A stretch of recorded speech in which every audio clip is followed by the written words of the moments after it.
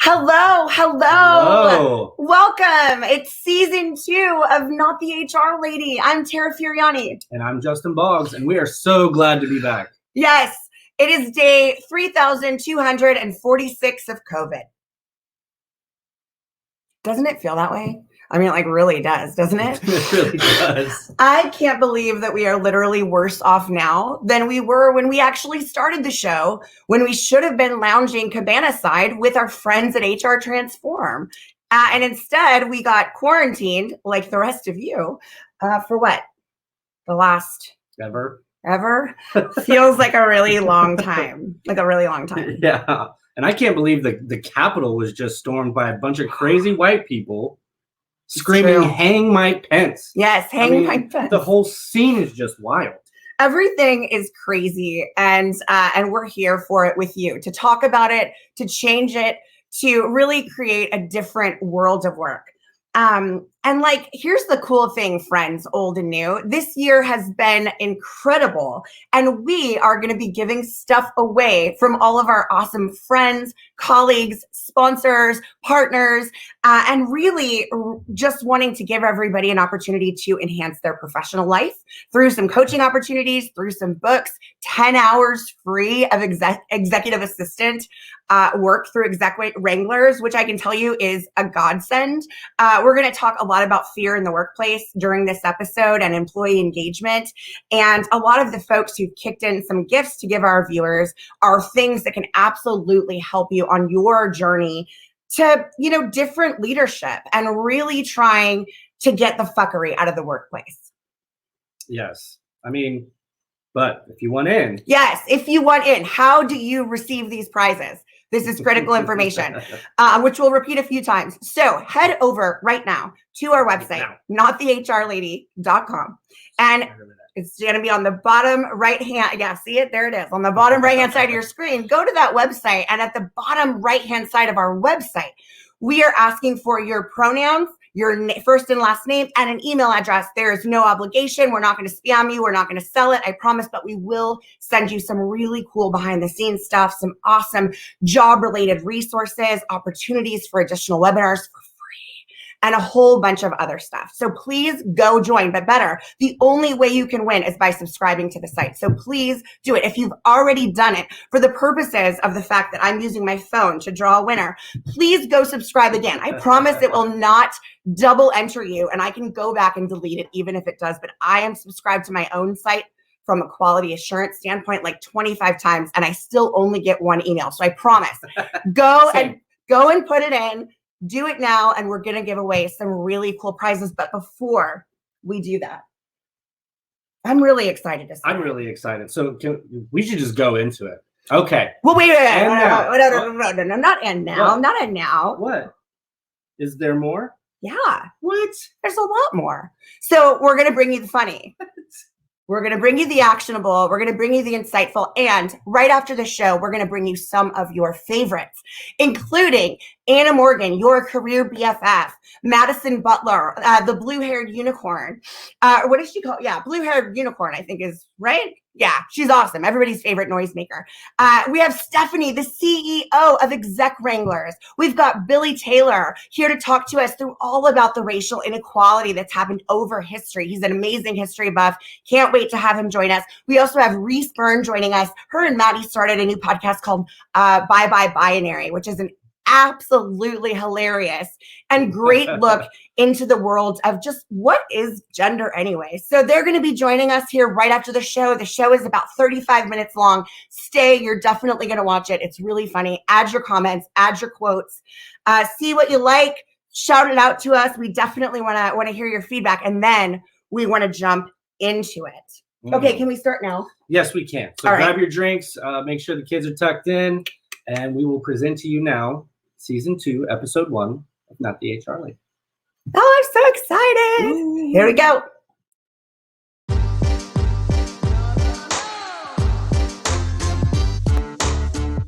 Hey everyone, this is Tara Furiani. And I'm Justin Boggs. And you're hanging out with Not the HR Lady, a web series about all things people. No BS. Look, HR is not a 4-letter word. And this is not the HR Lady.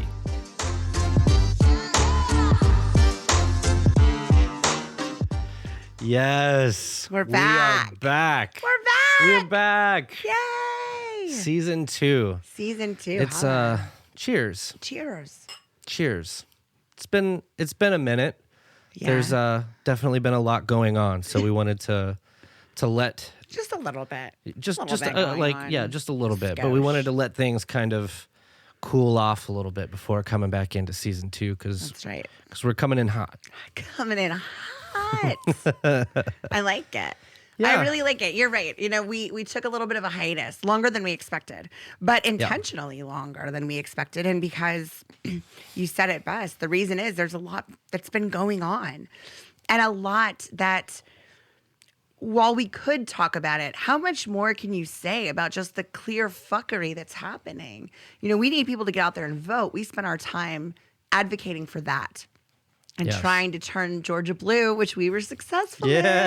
Cheers. Yes, so, we did. you know, it's been a longer pause. But the cool thing is we're coming back and actually ending season 2 right about just a few weeks after where we started season 1, unbeknownst to us, in the middle of a pandemic, because that's the perfect time to start a podcast. Why right? not? Why not? A web show of the whole business. And we started, like you said, we started the show at the beginning of a pandemic, and here we are still in a pandemic. But it's a different year. Different year, but it kind of reminds me of that Groundhog's Day episode from last season, where it's like this just feels familiar. Well, I think the fact that we can actually recycle a lot of our earlier episodes that were a lot focused on COVID and stimulus and what to do and wearing a mask and washing your fucking hands. The fact that we can recycle them and they're still relevant almost a year later, we joke a little bit about it, we laugh, but Jesus Christ, people, wear a mask. Stop going out in public. Stop traveling. Wash your damn hands. Like, oh my goodness. You know, That's really all it would take. Like, if people just actually took it seriously. There are 400,000 people dead. That's a lot. 400,000 people are dead. Like, in the U.S. Like, that's not the world total. That's just ridiculous. We shouldn't have gotten that far. Last year was crazy. Hopefully this year is better. Yeah. I had a great last year. I would say, I know, that's what I was about to say. Like, there has been a lot of good that came out of last year. Absolutely. We got to meet a lot of really cool people. Absolutely, we did. You were on a lot of really, really cool shows. I was. And spoke with a lot of people like Herdacity and Learn to Lead podcast, which is really, really cool. Yeah. All Things Equitable. Oh, yes. I love that with Janelle. She's up in Canada. I was on a bunch of international shows. Yeah. I also did the Amplify DEI panel as well from the Netherlands, which is pretty exciting. Yeah. So, like, there was a lot that was, you know, there's a lot to talk about. There's so many. There is. Talent Talk Radio, you know, Business with Benefits, The Other Side of Sales. Yes. So, like, not there even was a my lot. industry. Not even your industry. But, like, these people want to hear from you, you know, like a Better Jones. And it was really exciting. Yeah. It was a fun year. I'm really excited to talk at Hacking HR, which is a international virtual conference coming up. My friend Enrique is the founder of it, and I'm actually facilitating, being the moderator of 2 different panels. So I'm pretty excited. That's in March. It's about a month before the show wraps, but I'm really, really, really looking forward to it. It's a huge, large international conference that's completely free, which is pretty exciting. And there's already 13,000 people enrolled to join us, and like a shit ton of speakers. 500 people. A lot more. Yeah. Like, by the time this airs, Tara would have done the first LinkedIn live webinar. Like, LinkedIn webinar. It's the first one, and she's hosting the first one. I am. I'm pretty excited about like, that. Congratulations. Thank you. Like, that's really good. So it's already off to a good start this year. Yes. So I'm happy about that. Thank you. Yes, 2021 is already looking up.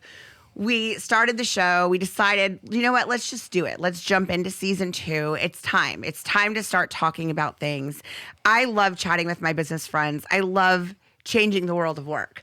this past year has been incredible. I'm excited about some upcoming shows, which I just want to quickly mention. Madison Butler, who is a friend of the show, she's been on many times. She's my good friend and our neighbor. And Reese Byrne, they have a new podcast and a community called Bye Bye Binary, and I'm very excited.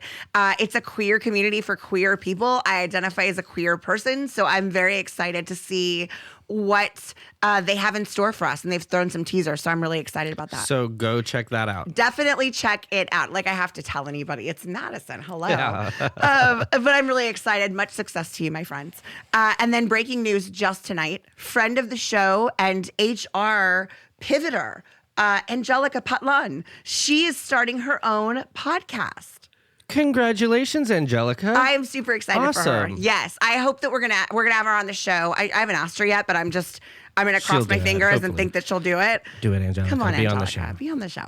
And maybe chat a little bit about what it's gonna be about. She talks a lot about transforming the HR space, which is obviously near and dear to my heart. But she comes from never having worked in HR. She's actually trying to pivot into this field. So it should be a really interesting take on, all of us know the same stuff. So to have some fresh energy, someone who doesn't know this arena, jump into the arena, I'm really excited for what she has to say. To have fresh thoughts and fresh ideas and bring something new, right? Yes, absolutely. That's awesome. I'm excited. Like, I love it. I love that so many people are using their voices. So do I. I'm really anxious, though, to jump into this episode. Engaged. So, okay, this one we're calling... Engaged, but we just met. Oh. Come on. We actually produced an ebook. Check it out. It is right under the episode on our website. Not hard to find. And rather than regurgitate it to you here, where you can just go read it and get some great tips about being a better employer and to really start thinking about employee engagement from a different standpoint. None of employee engagement matters if everybody at the top is an asshole. And I say that in the sense of this, right? Asshole. But like, I say that in the sense of like, it doesn't matter if you're engaged, if you have the best onboarding, if you do, everything we lay out in the ebook. If you do all of that, great. But it doesn't matter if you aren't right at the top, the executive leadership level. And that's what I want to jump into. Yeah. I mean, you can think of it like a guide to using Tinder. Oh, yes. But follow me now, okay? But instead of like finding dates, you're finding employees. Absolutely. If there was a tutorial for how to use Tinder, but it was for employees, this would be the tutorial for it. So check it out, please. Do it. Is it Fauci time yet? Yes, it is. I want to jump into this because this is really, really great. This really kind of sums up what this episode is kind of about. Yes. So let's jump into this video. I'm ready. Let's check it out. No, actually, I mean, obviously, I don't want to be going back, over history, but it was very clear that there were things that were said, be it regarding things like hydroxychloroquine and other things like that, that really was uncomfortable because they were not based on scientific fact. I can tell you, I take no pleasure at all in being in a situation of contradicting the president. So it was really something that you didn't feel that you could actually say something and there wouldn't be any repercussions about it. The idea that you can get up here and talk about what you know, what the evidence, what the science is, and know that's it. Let the science speak. It is somewhat of a liberating feeling. He seems way happier. Oh my gosh. He's a new man. He's laughing. He's actually he smiled and he's able to speak from the science that he has, the information that he has, and that information can change. Just like earlier, it was like, no, we don't need masks. Now we do. Right. That information changes, based on the science. Yes. But that's as the science comes in. That's right. So now he is not in fear of losing his job because his boss, if he goes against him, is going to fire him. Yeah. Yeah. I want to read the quote that stood out the most to me, which is the idea that you can get up here and you can talk about what you know, what evidence, what the science is, and know that it's let the science speak. It's somewhat of a liberating feeling. I can tell you, I take no pleasure at all in being in a situation of contradicting the president. So it was really something that you didn't feel you could actually say something and there wouldn't be any repercussions about it.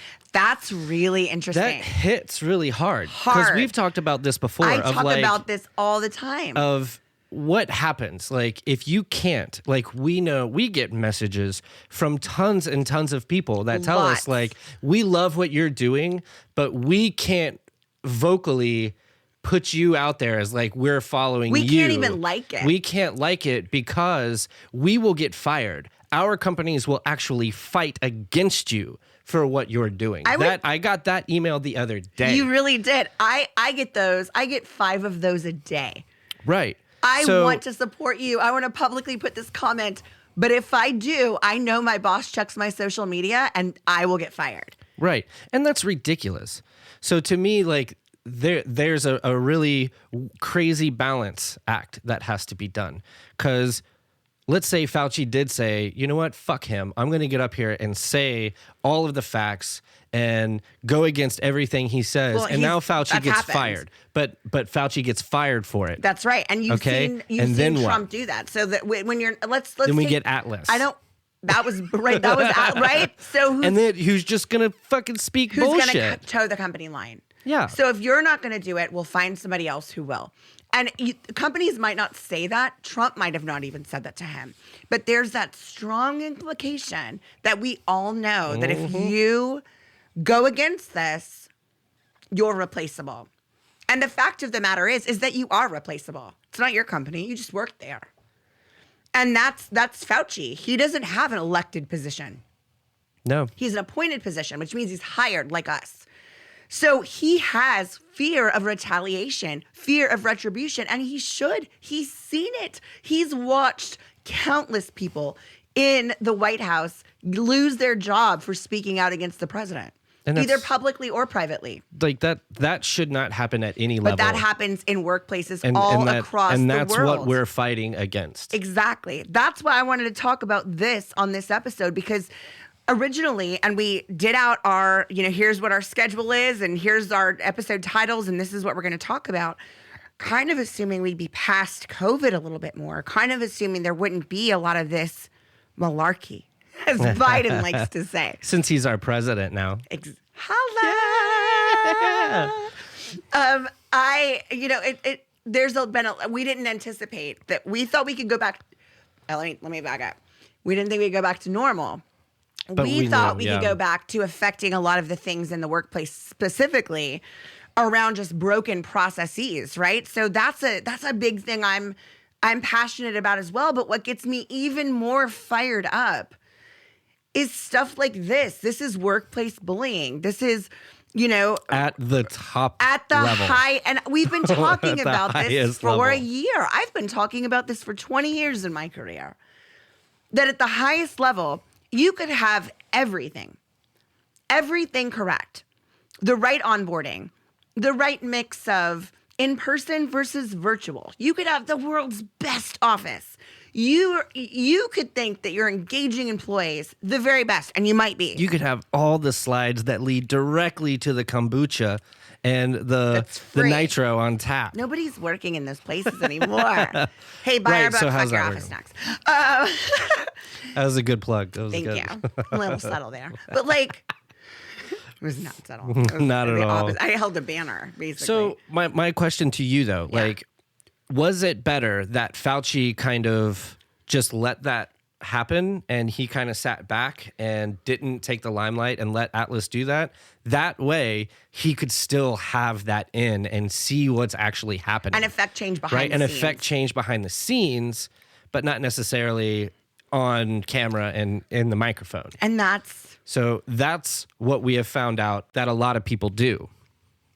Is they're going to say, well, look, I can't stand up with you and fight with you, but what I can do is help push what you're saying because I believe in what you're saying. I believe change needs to happen, but I can't be the one that makes the change. So, look, at the end of the day, not a lot of people are as fortunate as I'll just put me in this box for a second, to be in a place where I've spent a career in a chief people officer people role in the corporate office, right? Our life trajectories are different. Mine has been more corporate. So somebody who's grown up in sort of that space to really, it's a really interesting line to have to walk. And I think we're talking a lot about privilege. People are now learning about what that looks like. It's not exactly as it sounds, right? Everybody has issues. Everybody has problems. But there are a lot of privileges that come with looking like you, for example. I'm white. And you're a dude. And so you basically won the chromosomal lottery when it comes to how you're treated in the workplace, just inherently, right? Now, you can fuck that up yourself. That's not what we're saying. You can fuck it up. You absolutely can. But you don't have to try as hard as like Ricky, like my brother, for example. Yeah. Like he and you go into the same place, and he's very confident.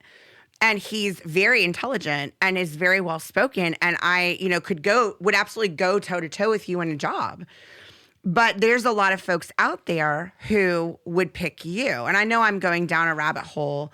But my point is like there's certain privileges allotted and the ability to say certain things to certain leaders and have a pass for saying it.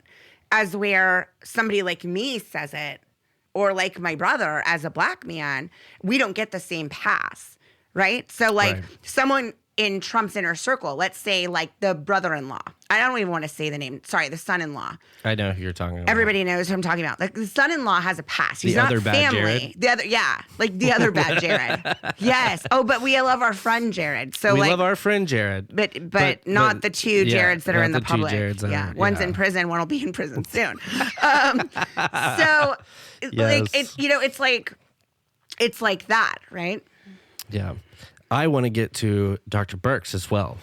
I know I want to get to it too, but I want to just pause for a second and even take a moment to recognize that somebody like Dr. Fauci, well, he does have an immigrant name and he looks like a white man, for all intent and purpose. And a white man was also afraid to say anything for fear of losing his job. So again, because his boss had a narrative that he wanted to spin. His boss had a narrative that he wanted to spin that didn't align with the facts.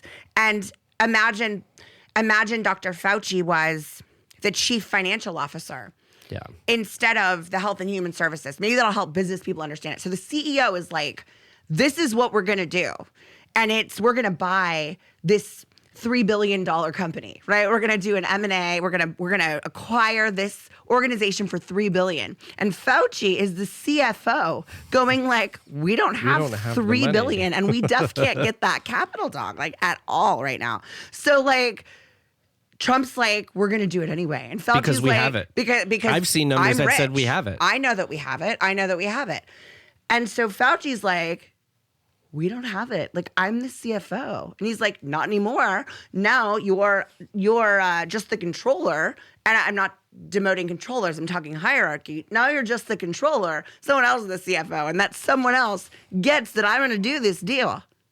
Whatever it takes. Or else I will keep doing this until I find someone up there to buy this company for $3 billion. Someone's going to do it. Someone's going to know a guy. Someone's going to do it. And that's gross. And that's our world leadership, but better. That was. But better, sadly, that is still a lot of our leadership in the world of work today, not just in America. I'm talking the world of work. The world of work, yeah. Is it as pronounced as that on such a global platform? No, but are the acts the same? The acts are absolutely the same. And like you said, I mean, it's just not... We're not seeing this on camera every day. Right. We don't know what's going on at Google or whatever, or Apple or whatever. Yeah. I don't know if anything's happening at those companies. But for example, we don't know because it's not in the limelight like we see every day. Exactly. So Yeah, it's still happening. But it's still happening, which is still affecting people who don't have a platform, much like Dr. fucking Fauci is like, I'm going to lose my job if I say anything. So how do we all feel working in the workplace, having to deal with, that's just Chad, you know? Don't worry about it. Like, don't pay attention to it. No, fuck Chad. Okay? Like, Chad is the fucking problem. Not Fauci. Fauci's not the problem. You can't just be blasé about bad behavior. Bad behavior begets bad behavior begets bad behavior, and it starts at the goddamn top. We're past this. And we're not, but we're going to get past this because this is bullshit. One day we're gonna keep fighting and keep raising our voices and keep standing up until we can get some kind of shift. Right. And it's not like we don't want the pendulum to swing too far the other way. Now wait a second. So you're already admitting that it's over here and you like it over here. Yeah. And that's it. And like, look, just say that. Like, the world would be a better place if every white person, and I'm a white person, and you're a white person. So if we could all just stand up and be like, okay, look, like we get it. We've had privilege. It's cool if it just shifts. Like, that's fine. Let's just be equal.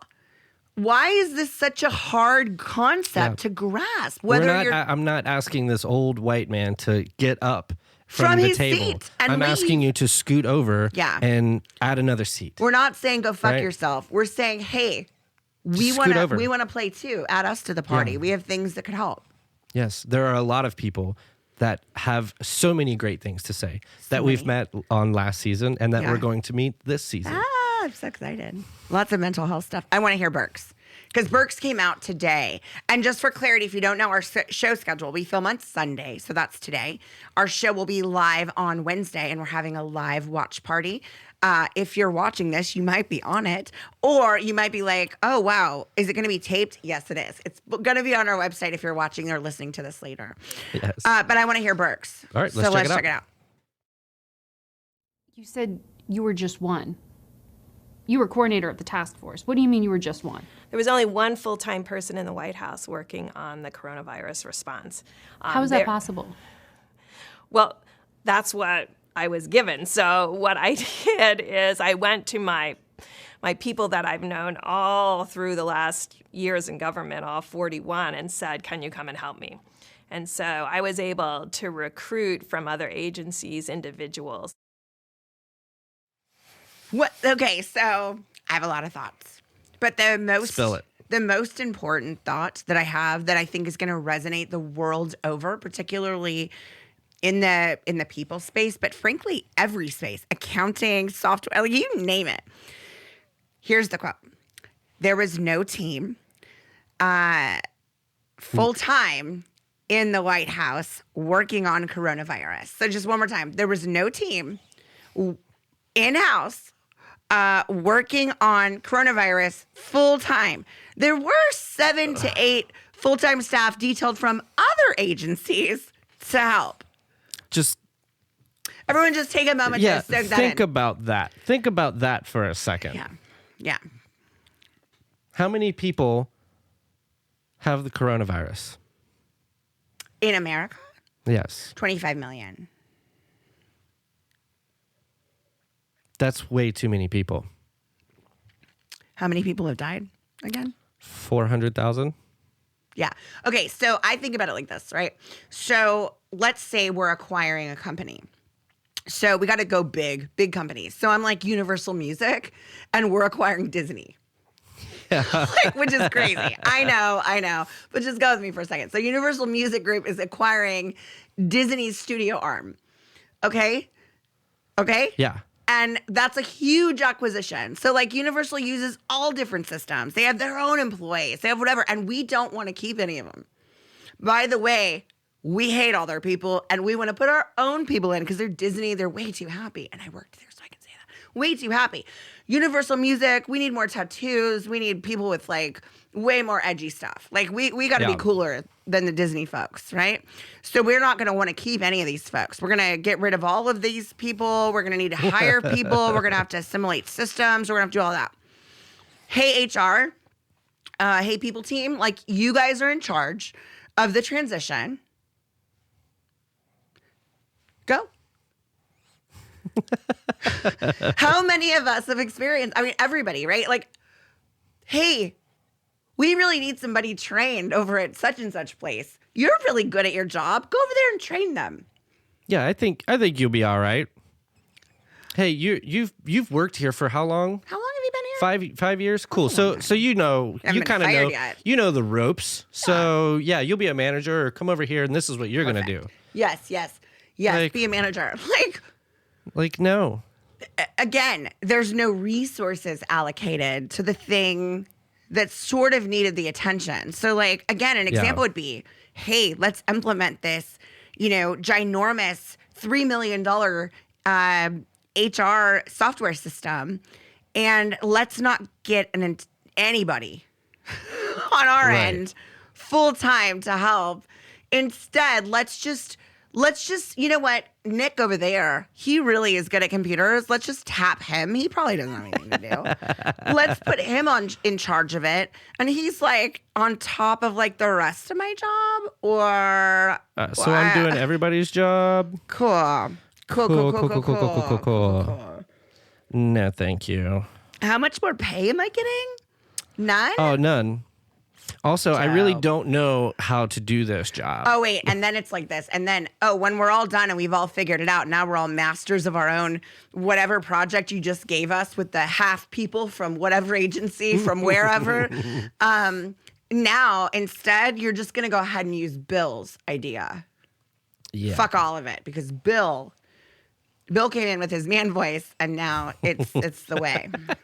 And Bill is like, no, the coronavirus is totally under control. Look at this graph I made. This graph I made looks like this. This is a graph I made, so you know it's legit. I made it.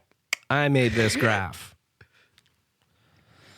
Yeah. What the fuck? It doesn't fucking, like, I just can't believe that it was 7 to 8 full-time staff detailed for this. Like, I know.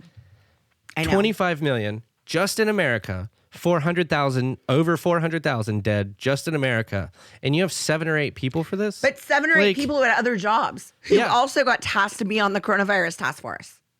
Like, just for clarity, like, there was no external hiring, much like companies are doing right now, where they're like, hey, black guy, you're going to be the DEI person. I know you don't know anything about this work, but you're black. So yeah. And that's not how that's supposed to work. And then there's no additional compensation. So now they have to go figure out what the fuck DEI means. Because what are they going to say? No. If they say no, we've already discussed this. If you say no, like Fauci, you're going to get fired. That doesn't work. No, I'm not going to run DEI. Cool. We'll find a different black guy that will. And now you're not on the team. Thank you very much. It's crazy. I was thinking about like movies. There's so many movies that perpetuate like not speaking up in the workplace. And I was thinking about like A Few Good Men, which is one of my favorites. I like literally wanted to go into the JAG and be like a NCIS attorney. I love it. I can recite every line. Is it only because Kiefer Sutherland's in it? It's 100% because Kiefer Sutherland is in it. Even though did you know he had a band? He does. You should check it out. They're not great. But like it's Kiefer Sutherland, and they're not terrible. And I really love him as a performer. You see him a different way, you know, because he plays a lot of bad boy roles, like Jack Bauer. And now he's kind of like he's old country, real cool, kinda. Old country. I love it. It was cool. Keith. Sorry to derail that, but no, you can always derail for Kiefer. I don't mind at all. What about it in A Few Good Men? So I was thinking about like disobeying the chain of command. That's a huge element of the movie. And I think going against the chain of command in that movie results in a code red, which if you're not familiar with the movie, it's the Marine Corps. They're stationed at Guantanamo Bay. And there's a Marine corporal who's fallen back on runs, who's just generally a poor performing soldier. And he caught another soldier shooting over the line, over the fence. And he was going to snitch on that person in order to get out of there. Yes. So a second code red was ordered, a more violent one. which, again, it wasn't intended for him to die, but he did. And sorry to spoil it for you, but it really happens in like the first 2 minutes in the movie. So it's not really. Yeah. But he dies, and then the Marines go on trial for his death, and they were ordered to do something.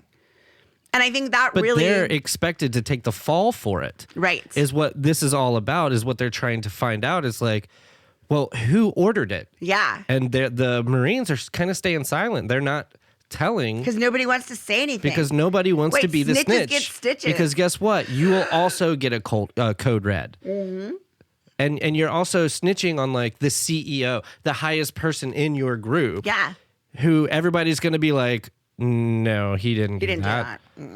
And we're all going to stand behind him and say that he didn't do it. But I think it's really interesting that Birx didn't say anything until Fauci did. And that's a great point, exactly what you're saying. It's like nobody wants to be the one to stand up. Nobody wants to be the whistleblower. They even actually have, movies and lots of information about how terrible it is, right? Wasn't Edward Snowden a whistleblower? Mm-hmm. So, like, he's ostracized. He has to live in Russia. I don't know the extent of his everybody crime. is, well, it's like he gave out national information that was like really, really secretive. And there are certain things that we don't need to know. And it's like, well, some of that I can see. But also, like, what he did tell us was that they can activate the mic on my phone at any point in time and listen to my conversation. Same with the computer. And it's like, yeah, now it's like we just kind of let that happen. But like that's been happening. Right. And he told us that. And the government was like, oh, fuck you. Not cool. Not cool. You can't tell them that. You can't make them aware of that. I get fired up on that because it is really touchy because there is some information that he released that should not have been released. Like there was information of like people that were undercover and stuff like that. I'm not for that. Okay. Right? I don't want to put anybody in harm's way. I don't want to put anybody in harm's way. But like if somebody wants to tell us like where the aliens are, like that, I feel like you That'd should. be cool. I mean, look, is it Area 51 or is it Wright-Pat? And Wright-Patterson Air Force Base in Dayton. Just tell us. I still feel really strongly. I just want to know. It's like underneath the Denver airport, but that's a different story altogether. That's a different podcast, that's a different totally video different show, it everything. It is. But it's not one we're doing soon. No. But we are doing some soon. We have a lot of stuff in the works soon. We do. I'm excited for those. I am too. Should we share? Yeah. Do you want to show the video? Kinda. Okay. Yeah. We made a little small clip. So we're going to show this to you right now.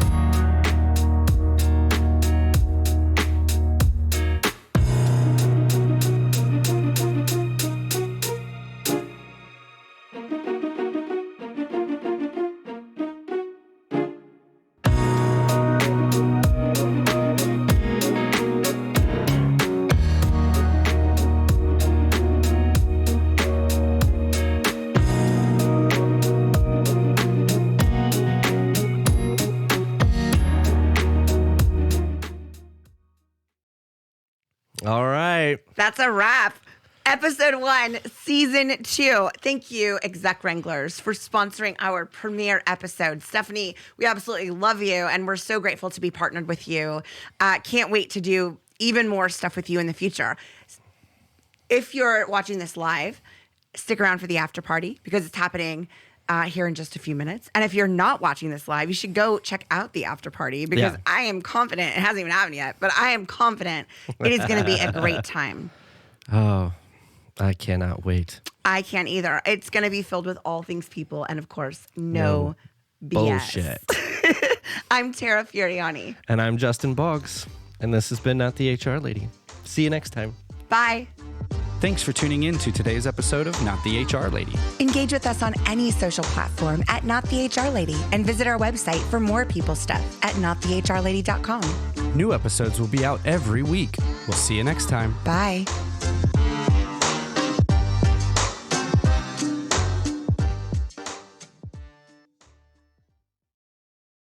Ha ha ha. Well. That was our first episode. And a few hiccups aside, I'm pretty excited. I liked it. But I can't wait to deep dive even further with the fantastic guests that we have brought here for you guys today. And we're going to bring them all on screen right now. Like there's no time like the present. And I want to introduce to you first and foremost, Stephanie. She is the CEO of Exec Wranglers. Hello and welcome. I have to figure out how to add you to the stream. There you are. Hello. I got to unmute you, Steph. There we are. Wait. Nope, that didn't work. You need to unmute yourself. Yes. I'm going to add Anna Morgan, your career BFF, to the group as well. Hello. And we've got two of my, I'm sorry, I said one, but you're one and the same. Two of my favorite people, Reese and Maddie. That's y'all. Hello. Hello and welcome. And of course, I'd be remiss not to mention one of my favorite, William Taylor, who I've added, but it sounds like he's driving, so I'm going to remove him and hope that he texts me and says I'm there to support you, but I can't just chat. Turn on your light or turn on your feed. That'll let us know as well. Yeah, Billy, turn on your feed if you want to come on. I would love to have you. And let me just get rid of this guy. There we go. Now I can see all of your beautiful faces. Hello. Welcome. Hello. I'm so glad you're with us, and friends. thanks for sticking with us through that. That was multi-streams, a lot of things going on at one time, a lot of bandwidth. So this is why it's really great to have three people in your relationship, like Maddie, because Spencer could have been running like the production for me here all this time, but it's just the two of us. You can see both of us, so we have to do it all at the same time. So thank you for everybody who joined from YouTube and came a little bit late to the party. Not your fault, totally our fault. Please drop me a DM. I would love to send you some swag for sticking with us on YouTube, even though you missed the first 8 minutes of the show. So thank you, please do it. Now I'm going to stop talking and shut the hell up and introduce our guests. And I'm going to start off first with Stephanie. You are the sponsor for episode 1. You have an amazing company called Exec Wranglers. I'm so glad you're here. I would love for you to have everybody just kind of share a little bit about yourself. And then I'm going to kick it over to Maddie and Reese, and then I'm going to kick it to Anna. Awesome. Well, thank you for having me. I'm honored to be here with the other guests and with you guys. So I'm Stephanie Loiza. I am the founder and chief exec wrangler at Exec Wranglers. And we're a virtual assistant business. I was an executive assistant for 20 plus years in corporate America. And I've worked for really big companies like McKinsey & Company, Google, Facebook, Sony. And I started Exec Wranglers with the thought that, I would be removing the administrivia off of the plates of business owners. And so that's what we do, and we do it virtually. So some may think of us as virtual assistants, but that's what we do here at Exec Wranglers. I'm really glad that you're here. Stephanie is an awesome champion of people and dogs, by the way. She is an amazing dog rescuer. And all things living. All things living. That's Stephanie's MO. And I think actually everybody on this chat, Maddie has 25 dogs. So everyone's in good company. I have 7 kids. You guys all have 1,002 dogs. So there we are, and we all balance each other out. I know it. Her whole brand is about dogging. I love it, Stephanie. I'm so glad you're here. Thank you for being such a staunch supporter of people in the workplace and really changing the narrative. And as a CEO and a woman owner here based in the Austin area, I'm so grateful to know you and be connected to you. And I know the great work that you do, not only for humans, but for the 4-legged friends we all love. And so I'm really excited and happy to partner with you. Thank you so much for being a part of our show. I want to get more into some thoughts, but I do want to introduce our other guests, Maddie and Reese. Hello, my friends. I want to give you both a big fat squeeze. And you both know how I am. I'm going to talk until it's awkward. So basically, I'm just going to stop talking now and make it more awkward for you. I'm Maddie. I am the VP of People and Talent for a startup in Austin. I also have some cool, fun projects that I work on. I also have 2 partners and 5 dogs and a cat now. I got a cat recently. Tom. Thank you. His name is almost over my household number, and I don't. That's cool. Like I love it. His name is Tom Noodle. He's new. Tom Noodle. And this is Reese. Hi, Reese. I don't even know what to say. I currently unemployed, but also a contractor for like 3 different companies right now. I'm looking for a job. So tell us about your podcast too. I want to hear. Okay, the bed and the strap-ons are on. Go. Yes. So we didn't get into strap-ons in our first episode because I did post it on LinkedIn. And as it was, a mom was like, can you swear less so my 11-year-old can watch it? And I was like, no. There was a reason I didn't have children. It was because I like to say fuck. We started. I had children and I still do. See, perfect. Grown-up words, not bad words. They're not bad words. They're for grown-ups. Exactly, and I'm not for children on purpose. So we started a podcast because we wanted to help educate people around the world of identity and gender, and knowing that it's okay to show up as yourself. I think there's a lot of argument around the idea of gender identity, and we think of the world in binaries. We think of male and female. We think of black and white.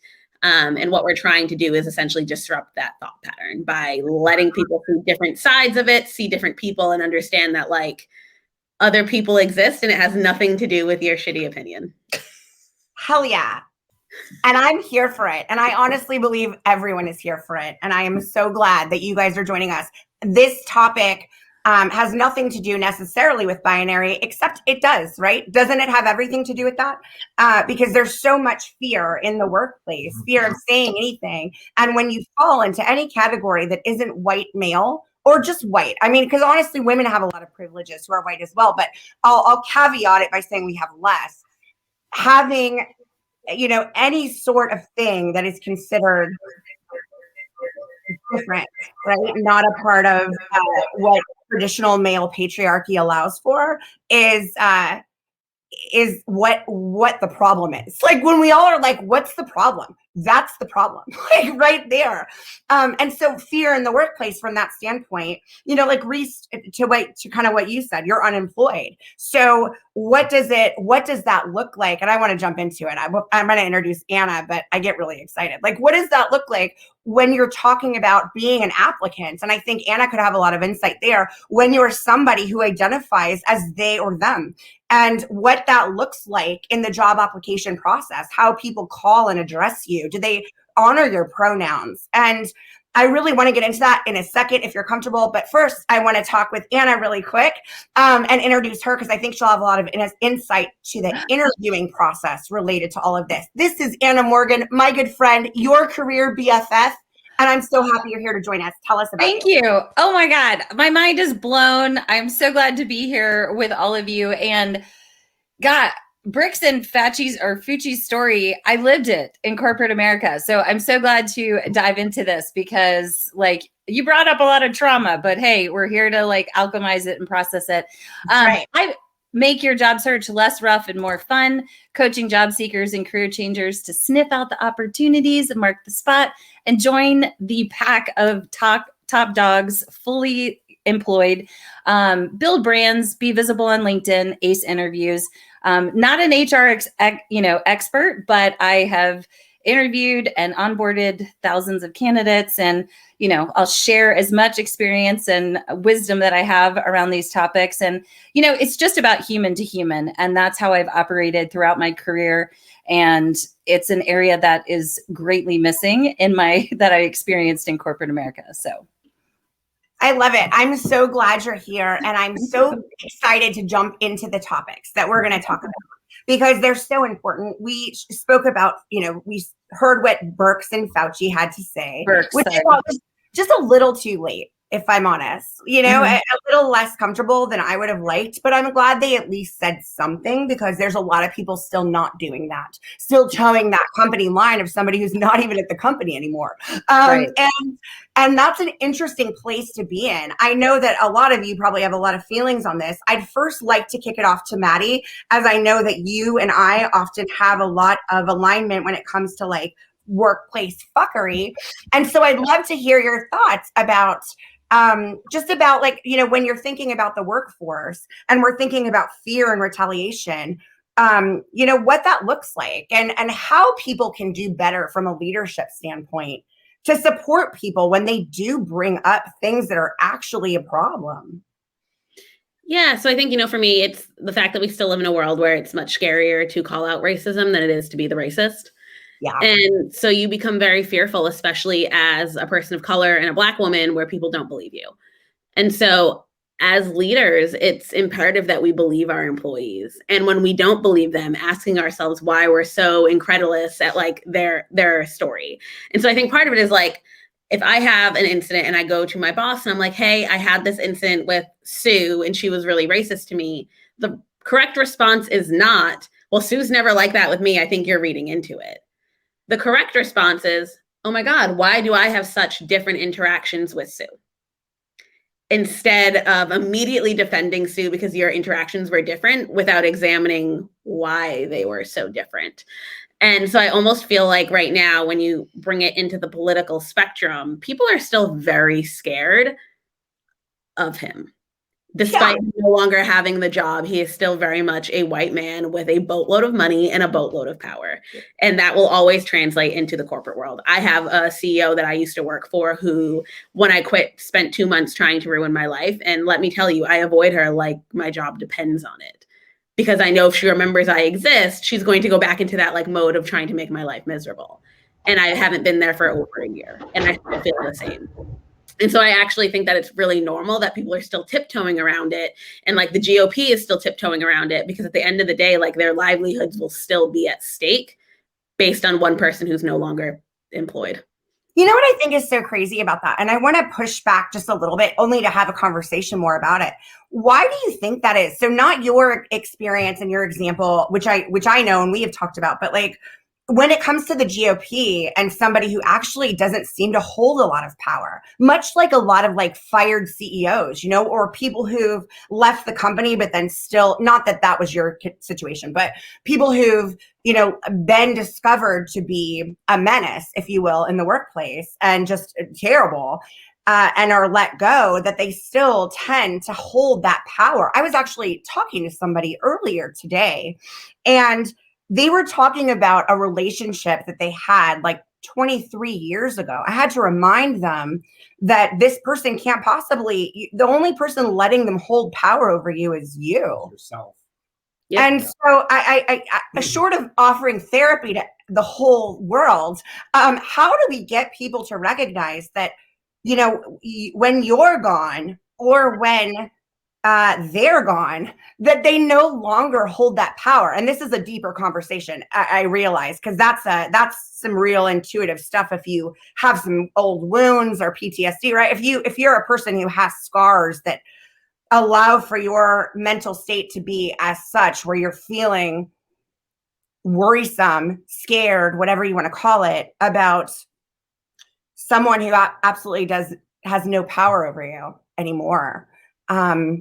How do we reconcile that? How do we let people know how to not be scared so that this isn't the conversation we're having? Well, I think it has to start with you got to burn capitalism to the ground because so much of it is in a financial power situation. If you think about GOP and you think about Trump, think about what senators make compared to what Trump is worth. He has the ability to ruin anyone he chooses to, and everyone is aware of that. And so although senators have power, they make like $174,000 a year, which is nothing to like shake your head at. But when you sit it next to the 1%, they are closer to poverty than they are to being a 1%. And so I think that same power dynamic exists within organizations. When it's a CEO or a C-suite, they're always going to be in a position of power and leverage, whether it's financial or influential, to make your life a little more miserable. And so unfortunately, a lot of these people do still hold power despite you no longer having a connection to them, whether it be on the internet or networking, or like my ex-CEO went through 4 years of my Instagram to find a photo she thought was inappropriate to mail or email to a group that I was doing work with. And so there's always something. I want to be clear that Maddie and I are friends outside of LinkedIn, and I can verify that this happened. Like, this is a real story. Like, I mean, that's like straight up bullying. I mean, there's no reason you don't even work there anymore. Like, that's harassment. Isn't it crazy? And they're allowed to get away with it. And that's what we fight against, right? Is the ability to take that power away, take that capitalism away. If you don't have that pocketbook, what are you? Yep. And I mean, I think so. This is a much deeper conversation as well. And it plays into white supremacy has covered for white mediocrity for a very long time. And so a lot of these people use that power dynamic to also hide the fact that they're generally pretty mediocre. Because when you are really good at what you do, when you have really great ideas, you don't need to be an asshole. So ding, ding, ding. What about the people that feel like they can't say anything right now, but they need to stay, because if they don't stay, then they will be replaced with somebody that person will just do their bidding. Right. It's I can't say anything right now. Yeah. But if I stay, I can still kind of see what's going on and try and help through, the inside. Well, it's Trump bringing in Atlas. That's the example we gave. If you're not going to toe the company line, better believe we'll find somebody who can. So what do we do? And it's for anybody. What do we do? Right? My mental health over capitalism. So like, I'm not going to try and make you better. I'm a go. And I am like very much one of those people. And I talk about it regularly. The minute I realize that a company is toxic, I leave. My whole job is building out companies. And I'm not morally okay with building out companies for toxic leaders. Wow. And so I think I had a company a couple of years ago where I did feel an immense amount of guilt about leaving because I thought I was doing good work. However, when you're thinking about financials in corporate America, I have a very little indent compared to your shitty investors or your shitty board or whoever. And so I think there's a point where you have to value your own self-worth and your emotional state and your mental energy when you make a decision. I don't think it's actually worth staying at an organization to try and fix them, because if you're not going to fix them, they're going to break you. Hell yes, you're 100%. Oh my God. I mean, I sat on the back porch crying to my husband week after week when I was going through a toxic experience. Leaders at the top making all the money, making all the decisions, all the big boys, the nepotism, the discrimination, and little recruiter trying to make a change. Hit with that performance review and hit it under COVID. Bye-bye. Thank you. And I couldn't go to my CHRO because there was no trust, right? There's no trust at the top that filtered down. One time I did go to him. He gave all the feedback to my leader. She turned around and did a PowerPoint presentation how she wasn't a micromanager. Ooh, been there. God. Wait. No lie. No lie. And then she backfilled my position 1 month later with her BFF with her technical degree and, 17 jobs in 6 years. And it was just a mess. I mean, a lot of these situations I'm seeing is they just can't get out of their own way. And so, it's going to take more leaders like we've seen that can have the gumption to stand up and be that person. Like you gave the movie analogy. Like I always think about Jerry Maguire. I wanted to be the crazy lady that stood up in the HR department and be like, who's with me? Who's with me? This is insane. Does anyone else see the insanity here? Okay, I'll stop yelling. Did you ask for the goldfish? And I asked for the goldfish. I took the fucking goldfish. And speaking of Michael and William, I'm sorry. I got to get better at that. We have two friends who have joined us. I have Michael Goldberg and also William Taylor, and they're joining us just to chime into the conversation. I wanted to give them a chance to introduce themselves really quick. Michael, I'm going to start with you, my good friend. What's going on in Dallas? How you doing? I'm doing fantastic. And, Madison, I know you and I have kind of traded some emails, and I need to follow up because I definitely want to have you on my show. And I have all the respect for Madison. One day I'm looking, yes, I get the New York Times. And so I was reading the New York Times and I'm opening the business section and I go, holy shit, I know that lady.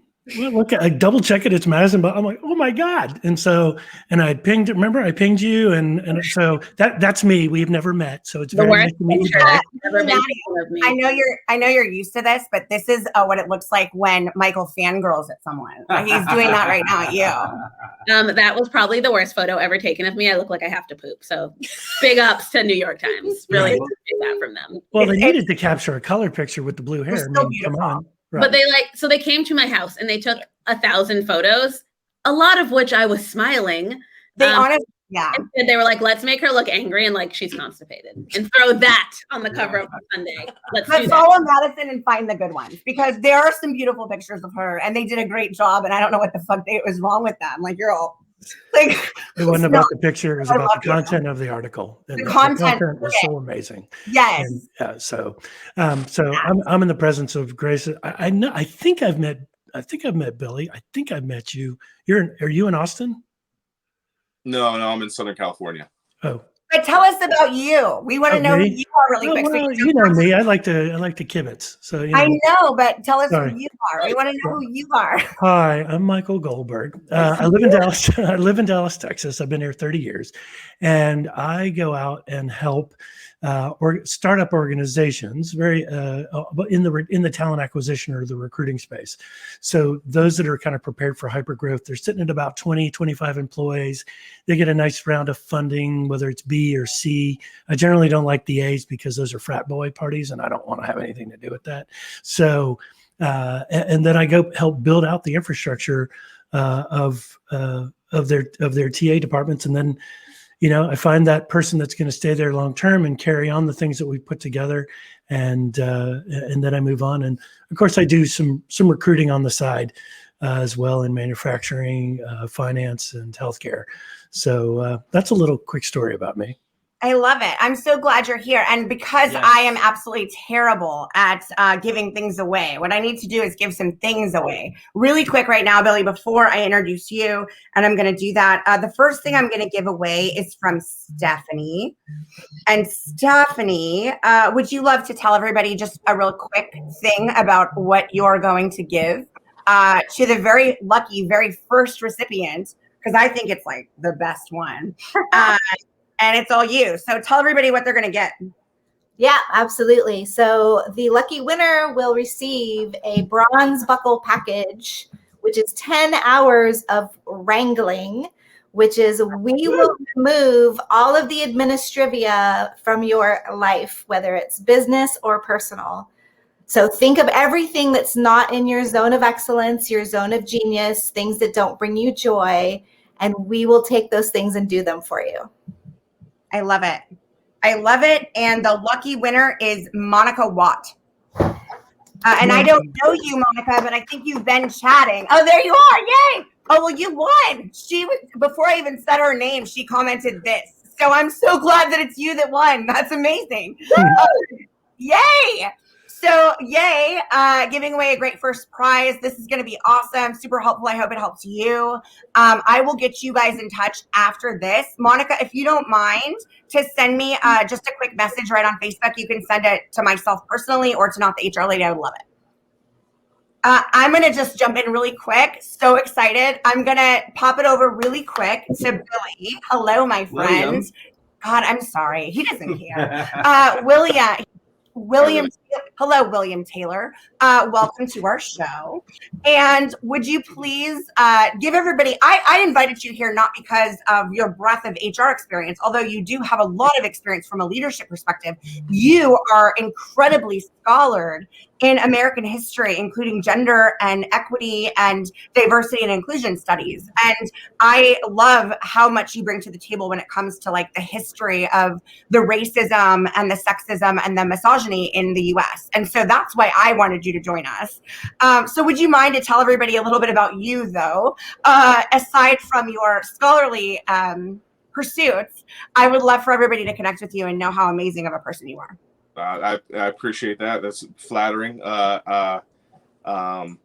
Having said all that, fat lot of good that most of that did me in my professional life, but it definitely is for discussions of this nature. So far, that's all I'm saying. So far. I currently work in the insurance industry. While I do have a history of kind of leadership and management and people leadership, right now I'm a bit of a lone wolf, so it's nice to be able to get on here and connect with everyone. And I did study American history. Like I said, my career path did not take me down that road, but still no less passionate about the cultural issues that have affected the people of color in this country for centuries. And so I'm happy to be here and discuss all of that with you. For everyone who I have not met, Tara and I grew up together. I live in Southern California, where she's originally from. I live here with my family, my wife, and 5 children, the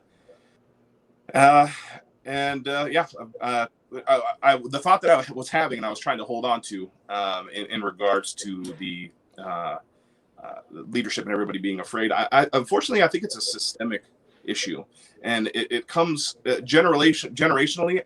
Fortunately, I think that it's changing, it's shifting, but it's going to take time, because from people who are kind of in my generation, on the cusp of Gen X and millennial, I think we've kind of seen a dynamic shift in the way that we were parented, and the way that we grew up, and the way that we approach work, and the way that we approach leadership, that is very difficult for kind of the elder Gen Xers and boomers and beyond to get their head around. And that is the school of do it because I'm older than you, or I'm in a position of authority, or I'm in charge, or I'm your parent, and you just have to do it because I said so. And what everyone who understands, that's on this side of the generational spectrum understands, is that doesn't work. It doesn't work for the majority of us, and you can only lead someone or by fear as long as they're afraid of you.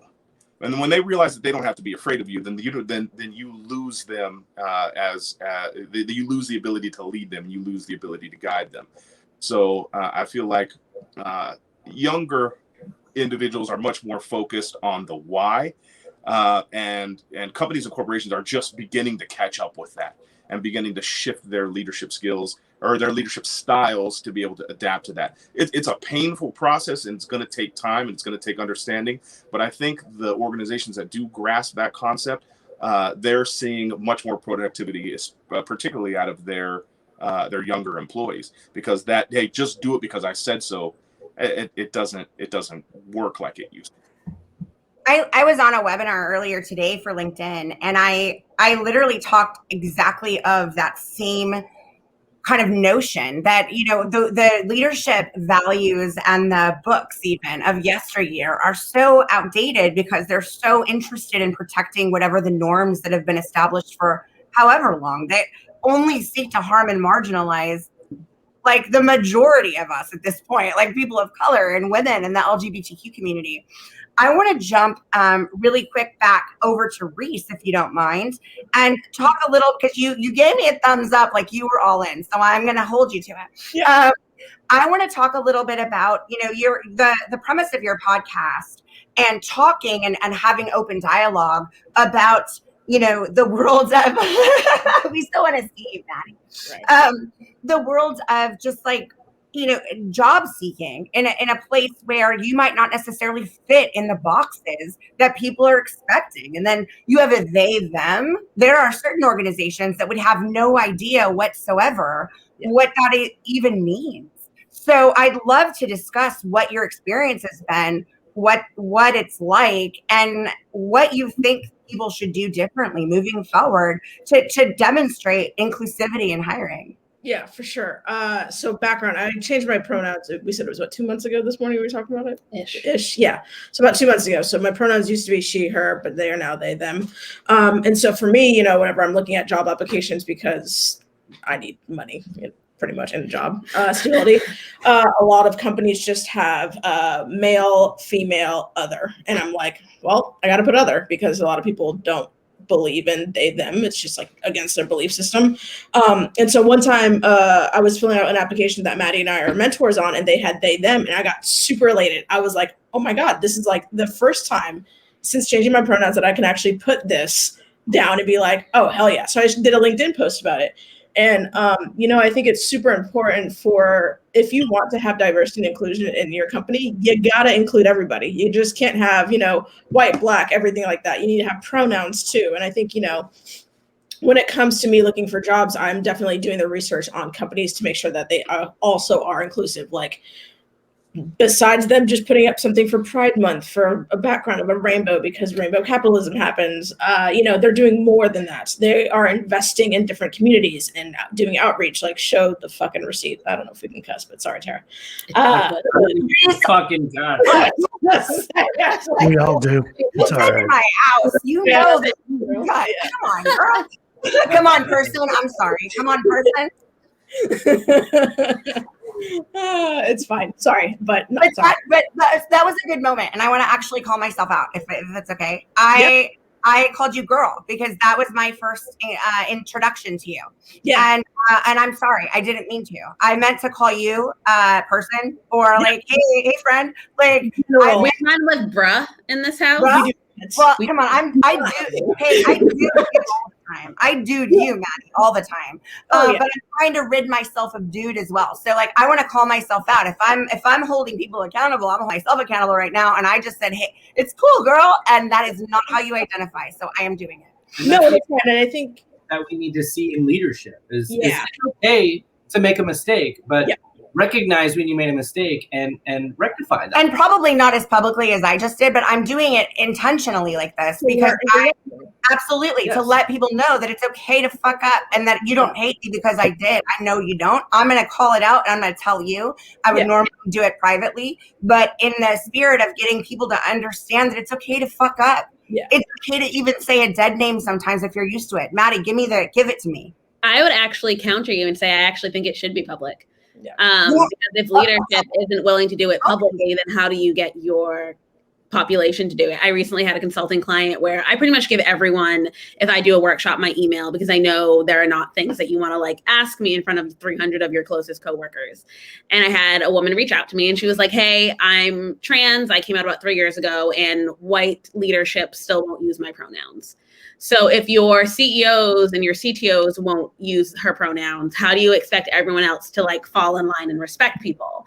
And so when I'm having these conversations, when I'm consulting and when I'm speaking, so often I get the pushback of, well, I don't believe in that. Yeah.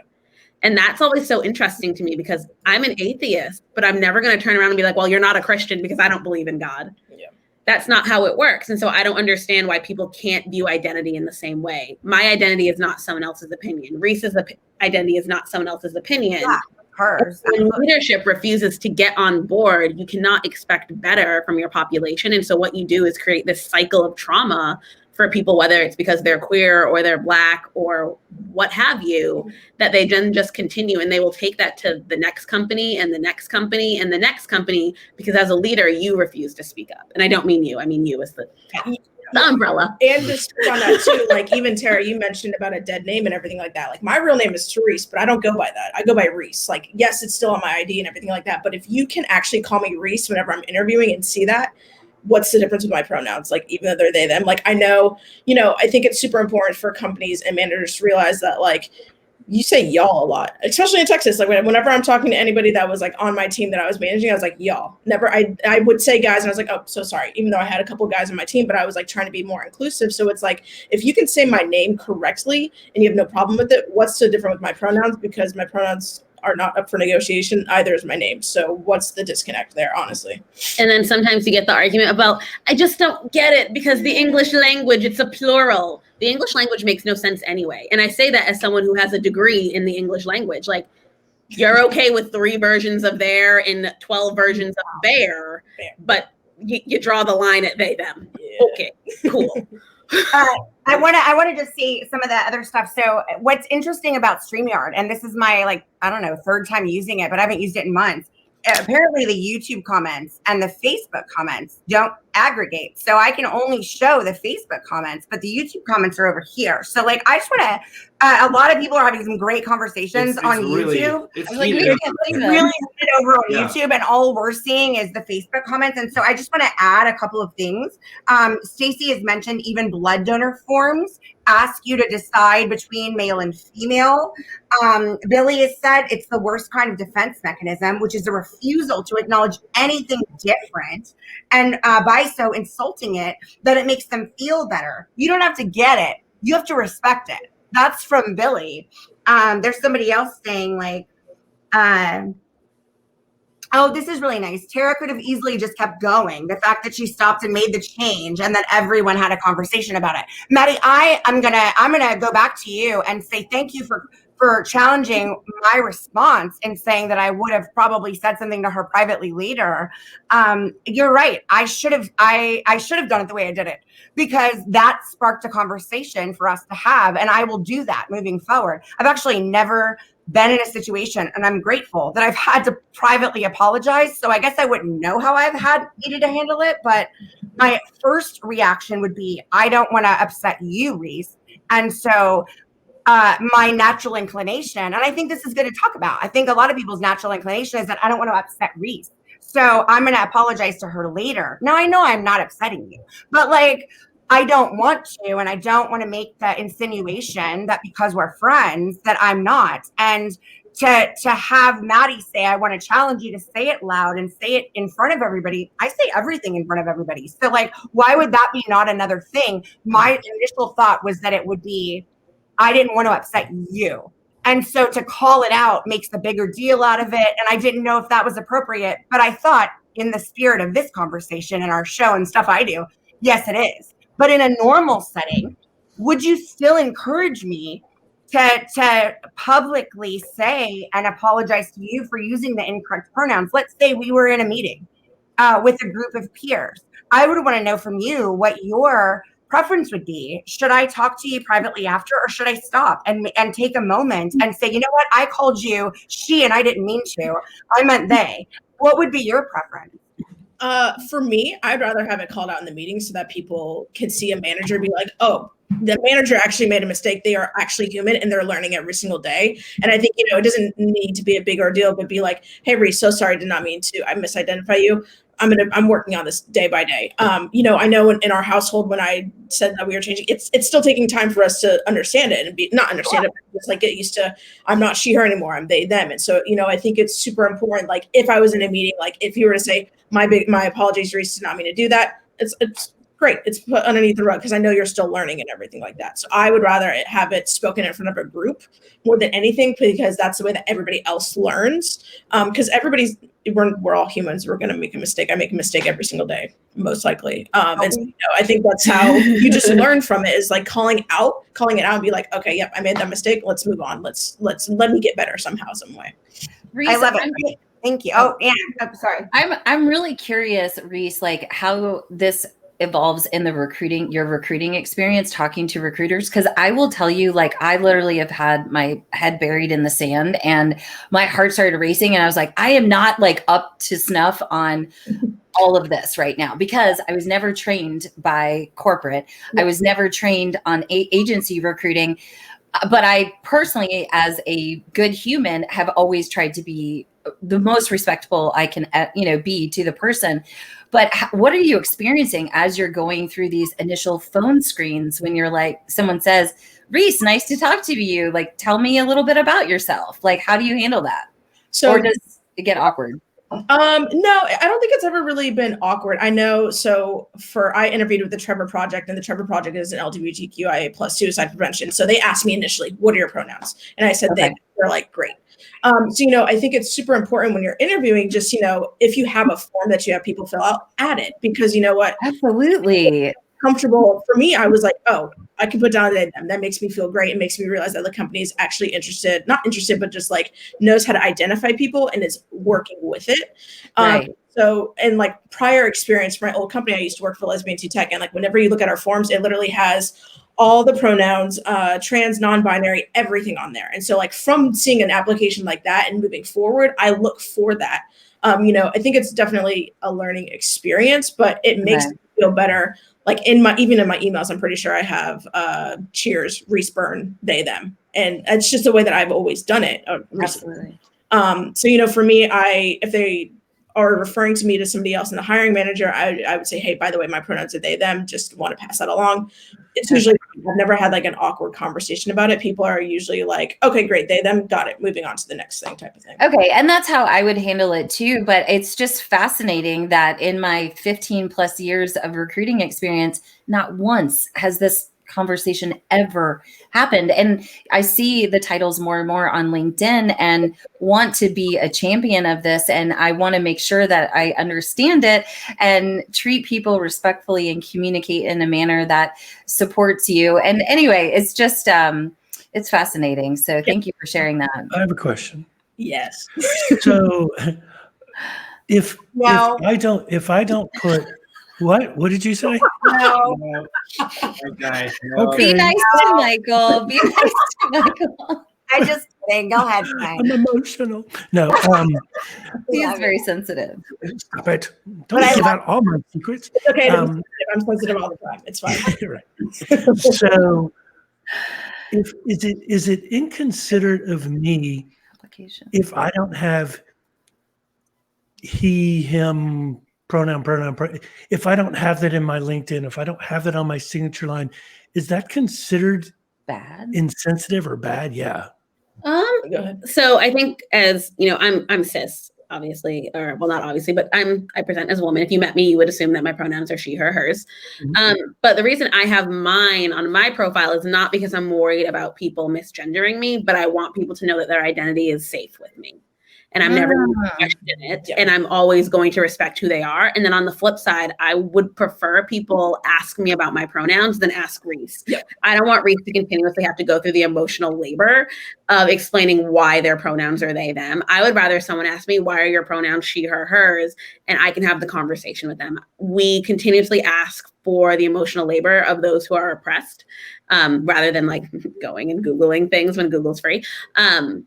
So if I have the opportunity to educate someone without that amount of labor behind it, like Reese would have, or someone who's trans would have, I'm super happy to do that.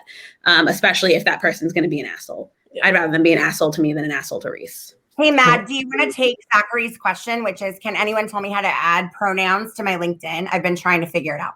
Yeah, I just put it in my name. Sometimes LinkedIn makes you remove it because it's against the rules. But mine's literally just I added it to the end of my last name, and then I threw a unicorn in there because. And can't you also do it in the headline? The tagline. Yeah. Yep, I ran out of characters in my tagline. So basically, the best way is just to lead by example and introduce your own pronouns, and then give people the safety and the space to tell theirs. Yeah, is that the best advice? Okay. Yeah, and I think, I've seen it recently more than anything, like within the last year, like Slack now has pronoun lines that you can add into it. A lot of companies are like adding it to make it realize. And, for me, like when I've went to events specifically for Lesbians in Tech, the company I used to work for, like whenever you fill out your badge, it literally says, what are your pronouns? And you have to put them there. Just so that way, when you're meeting somebody, like if I met Maddie I didn't meet you at Lesbians in Tech, but like if I was be like, hey, I'm Reese, and I can be like, my pronouns are they, them, and you can see it on my tag automatically. So I think, if you're going into a meeting, like for me, I'll always be like, hey, my name's Reese. My pronouns are they, them. Super excited for this talk. Let's get into it. Easy, especially when it comes from a manager too. You can always say or like put out an email, be like, by the way, I would love for us to start implicating pronouns just to make sure that everybody feels comfortable and so that we don't misidentify, because it's super important. And I don't think it's that weird that you feel like you haven't really encountered it in recruiting, because as usual, HR is behind the ball on just about everything. And it's like, so now we're adding. HR lady. Exactly. And that's why I don't call myself HR either. And it's like, we have the options in ATS systems. However, the option isn't in HRIS systems yet because it's an insurance thing. And so like my own HRIS company for the same reason is like, you literally gave me 2 pronouns. Yeah. That's it. Like there's not even an other box. Yeah. And there, it always goes back to insurance, but it's like, you're still going to cover people. Mm-hmm. So what does it matter if you give me the ability to put their pronouns in my HRIS system? Right. But as HR, Let's These are normalize. beautiful conversations that need to be happening right now. And I think it's great that we're having these conversations live, that people can hear this. And that change it's it in okay real and time. change it in real time. Exactly. And like, since we're best friends here, I would like to do the next winner for our giveaway with Anna Morgan with Career BFF. So, Yeah, hopefully it's a job seeker. If not, I can help you be visible on LinkedIn. But let's go. That's what I was going to say. Like this is the best because you're somebody who can help people and do an audit of their LinkedIn. So what is the lucky winner winning? Because we've already drawn it. So let's just go with the LinkedIn audit, which is optimizing your profile so people can find you, get more jobs, get more clients, and 60 minutes of one-on-one with your career BFF. love it. So that lucky winner is, drum roll,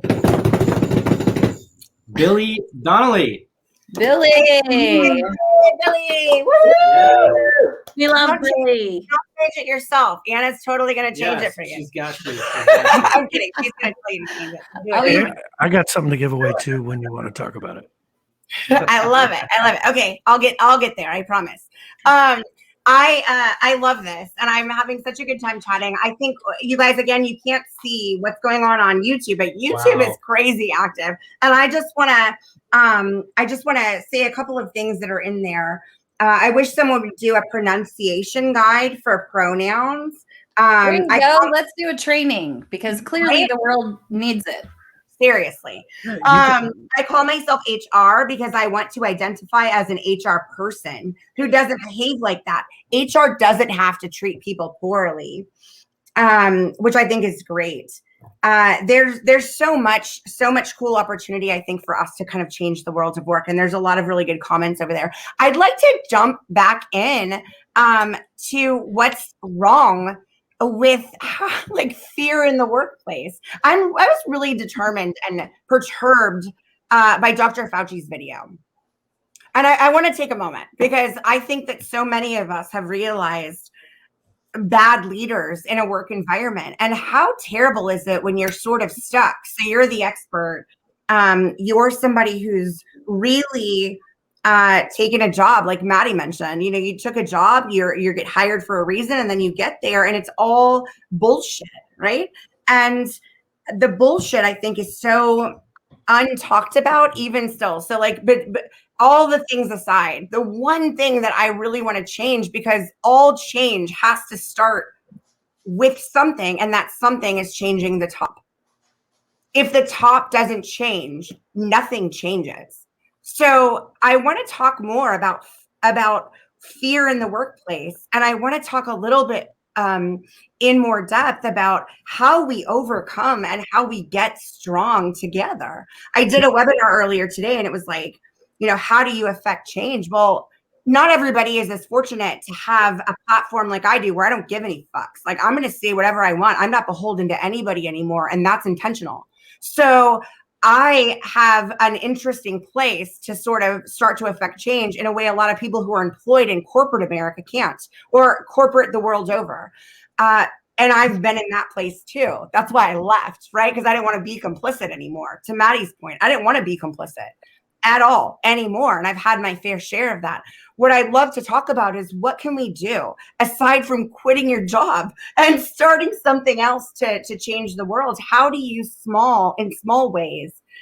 We talked a little bit already about adding different pronouns, like what your pronouns are on the back of your LinkedIn, on your resume, in your email signature, and normalizing that conversation. What are other ways, in small ways, we can start to normalize a different world of work? Think differently. Wait, jump in. I'm going to jump. I'm sorry. Is that okay? So yes. Here's my take on HR. They suck. They don't know what the fuck they're doing, and neither does recruiting.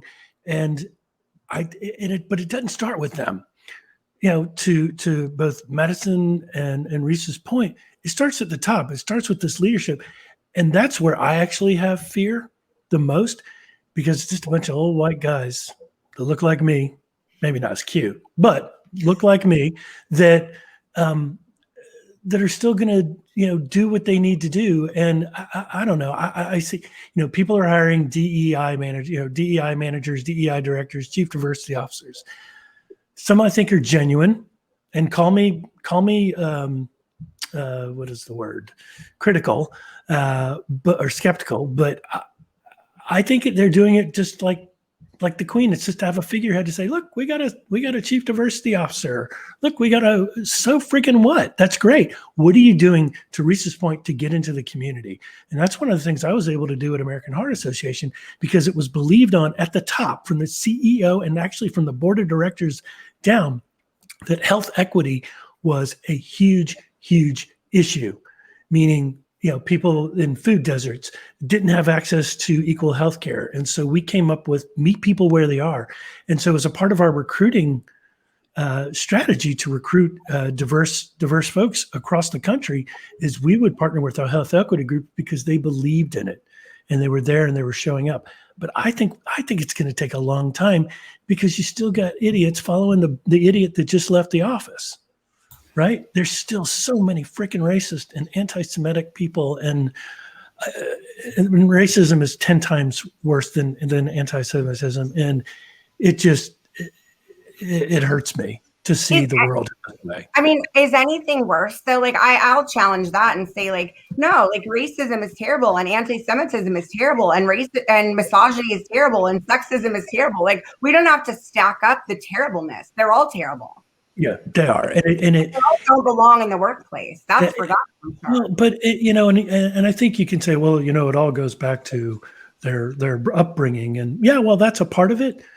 That's still a bullshit, lazy excuse, because as I grow older, I change my perceptions of the world. I learn and encounter, right? You're growing. Like, you gotta be but you're like a very small percentage of the people that are in your age group, late Xer, early, heading into being a boomer or traditionalist. And to tie back in what William Taylor had shared earlier, I do think it's going to be the younger generations, because one, those of us that have kids, and this, you'll get a kick out of this, Madison, and this might make you like more for kids.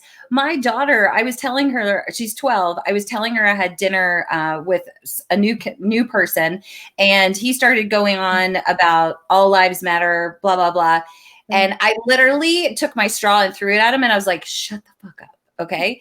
So I'm telling my daughter that we had this awful dinner with this awful person, and she goes in and gives the analogy about the burning house. She's 12. Like, would you not? And I was blown away. So our kids are listening. They're watching, they're paying attention, and they will be the bigger catalyst for change. So those of us that are learning and having these conversations are part of that change. But to Michael's point, it's a very small percentage. I grew up with a very racist father. I mean, we were at the beach and he would be like, look at all the gays with their tattoos. And I would be like, did I come from you? Like, how is this possible? So I don't know if that helps. But I mean, that's what those were the stories that I experienced growing up. And so we're lucky that we have some of us that are waking up. And I agree. I think it's the kids. I think it is the kids. The kids of this generation are seeing this hate and they don't like it. So people like your daughter, from my daughter down to my youngest, who's 18, and then he's got the best heart in the world. My middle son, Henry, he's got the best heart in the world and cares about everybody and everything. Same. And I just think that's what we need to see more of. And yeah, he's my kid. And kids are using pronouns in 3rd, 4th, 5th grade now. You're seeing more of that. My 6-year-old, like I have a 6-year-old who, right. I mean, like, and I'll call him he, because right now he is a he per him. And he came to me and said, I would like you to start calling me a girl. This is my name and I want dresses. And that's that. And I was like, okay, like, we're going to do it. Let's do it. You know you better than I know you. I might have birthed you, but damn it, you're your own person. Maddie, I know you wanted to chime in. What you got? Well, I was going to say, so when we think about how we can create better managers, we like do this thing, and I'm not really quite sure why. We assume everyone wants to be a manager. And so we basically enforce that the only way to grow in corporate America is to become a manager, as if badass individual contributors don't exist. And so what you do is you force a bunch of shitty people into management roles when they don't even like other people. And so pair that with like a bunch of biases, I think you're in for a hot mess. And so, you know, we talk about the Gen Xers and the boomers, and they don't love me very much. Like Tara, I walk both lines. I am in corporate America, but I also don't give a fuck about what anything one has to say. And so I say that pretty frequently, but it also comes with like its share of death threats. And they're typically from 50-year-old white men with the smattering of. I was going to say, except what 40-year-old crazy women who used to be Republicans. Other than that, I don't know. Or used to be True. Used to be Democrats, not used to be Republicans. True. I was talking about that one girl. Another 40-year-old white woman this week that said I should be peed on and then boiled alive. Wow. It's really fun stuff. What? It's 5 pages. What kind of kinks does she have? I want to know about her kinks because, like, what did she say to you? Oh my God. And I read all of it, and I it was bad. I mean, and I PDF'd it because I wanted to know how long it was, and it was literally 5 Google Doc pages. You did not. I don't think you said that to me, and I'm really upset about it. No, so you're gonna have to. Wait, I'm sorry, Grace. I'm sorry. Someone sent you a 5-page Google Docs document on totally belittling you and saying you should be peed on and burned. Is that what I heard? Yep, and they were also very, very mad that Beyonce had a movie that was called Black is King, which I clearly wrote. So as well as saying that Ahmaud Audrey deserved to die because he was robbing people when he was running in the neighborhood. And Breonna Taylor should have dated other people. And George Floyd was on drugs, so he should have been killed.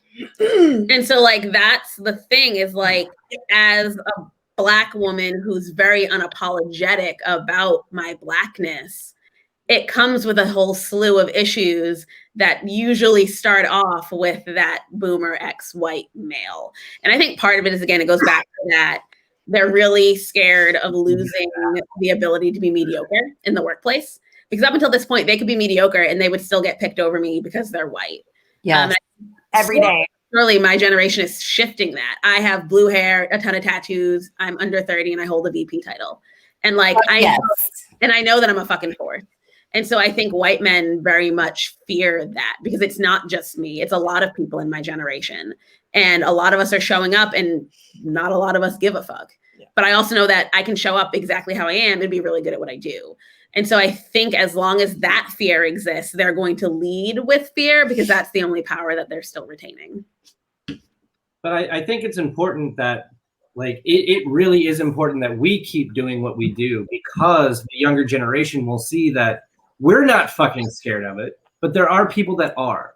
But it's okay that we're not. And that means it's okay for them not to be afraid to stand up to this shit. Exactly. So I think that's important. I had somebody comment really quick on YouTube and said, I find it interesting. This is Billy, a different Billy, 3 different Billies now. Just to be clear, for clarity of Billy, this is a Billy that has not been mentioned yet. A different Billy. I find it interesting that people don't actually think this shit happens. Like I've been spit on and called a fag walking with my husband. Somebody else says, hell, the first week I redid my office and shared a picture so everyone can see I'm a human and learn a little bit more about me. Hell yes, the white women that fight for it are married to those white men and they're upset that they will need to meet expectations too. Oh my God. I shared a meme the other day that it was like white women will, be an active feminist, but date a Nazi and say, we just don't talk about politics. We disagree. It's okay. We agree to disagree. It's fine. We want to, I love this conversation. I hope you guys are having a good time. I'm going to wrap it up here in just a few minutes. But before we do that, I want to kick it back over to Justin so that we can give another thing away, which is probably, I would say, our highest valued in terms of dollar-wise prize. And I'm super excited who got selected to go. So Justin is going to tell you. So this prize is the HR Transform in Vegas. It is the full conference badge. And it includes a hotel and a flight. Yes. So it's the full package. You're going to HR Transform. It's not till 2022. Sorry, COVID.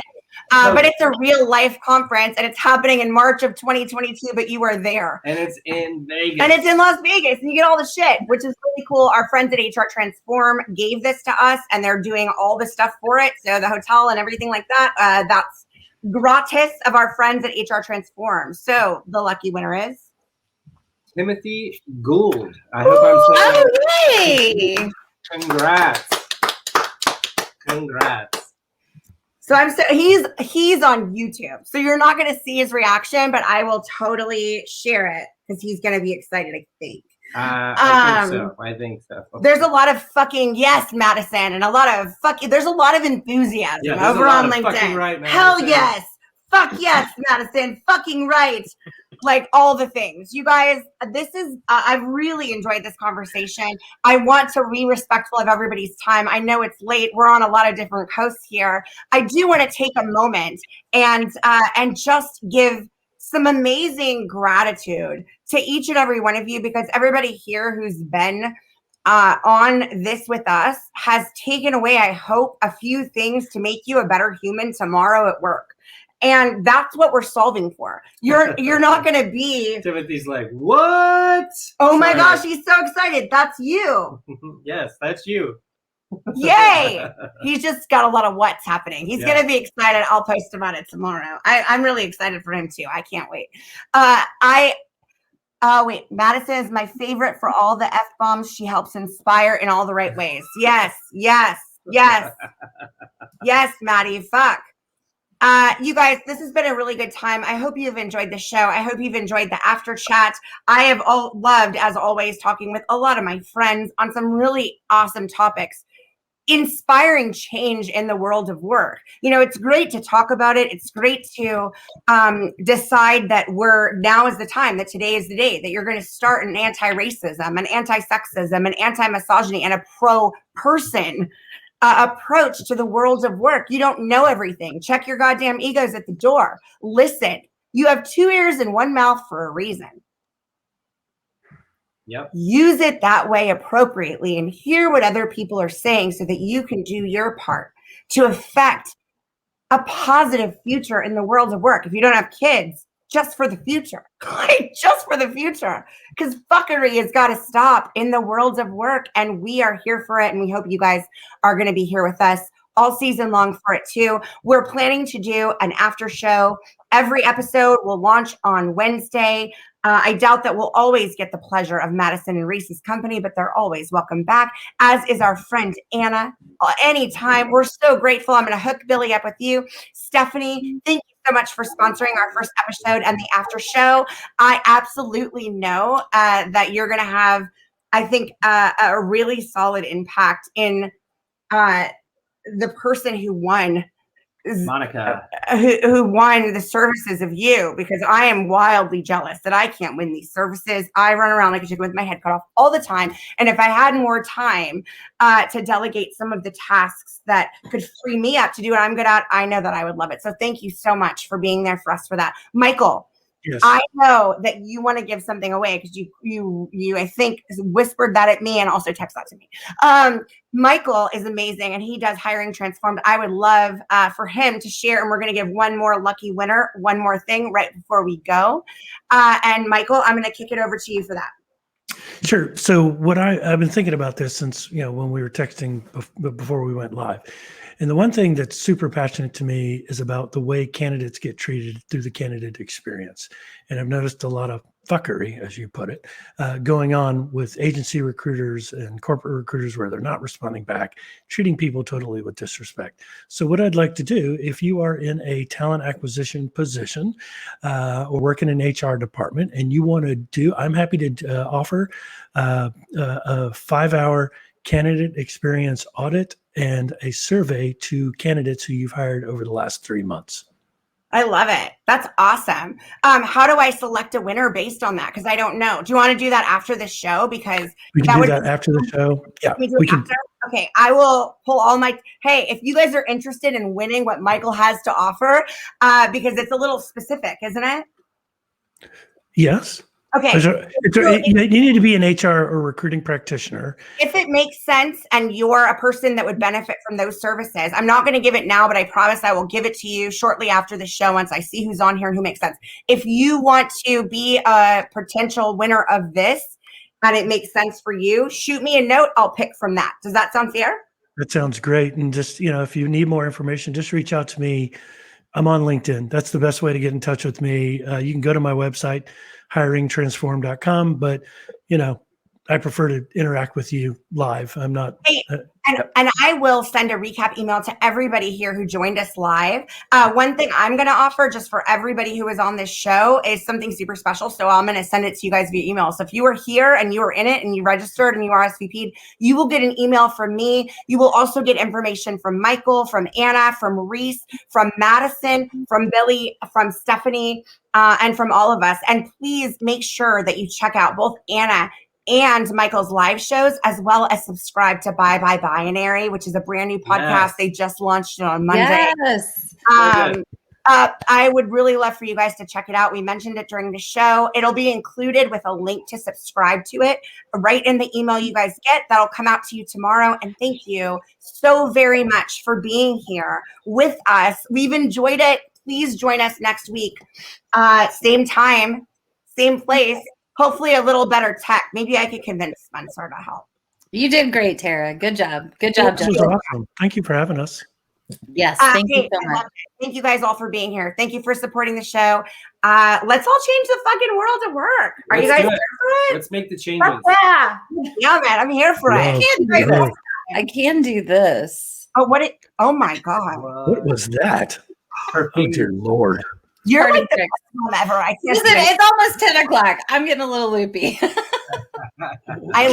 Can you tell everybody what the hell this is? Because I have a suspicion. This turned into a different show, and with that, we're gonna sign off. I love you both so much. Bye. All right.